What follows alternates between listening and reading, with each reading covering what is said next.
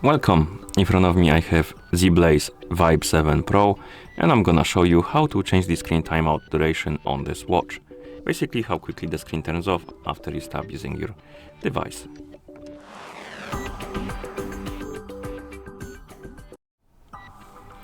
First we need to wake up the screen, and to do that you can press any of the buttons.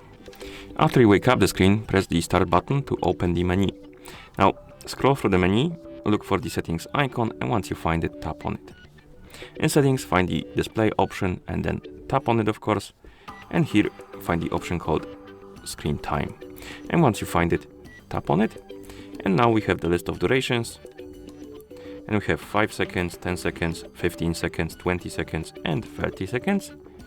So select the one you like, for example 10 seconds, and then tap on the check mark to confirm. Tap on the check mark again. And now my screen timeout is set to 10 seconds, so if I won't touch the buttons or the screen for 10 seconds on my watch, the screen will turn off to save power. Like this. Okay, and that's how you change the screen timeout duration on this watch. Thank you for watching.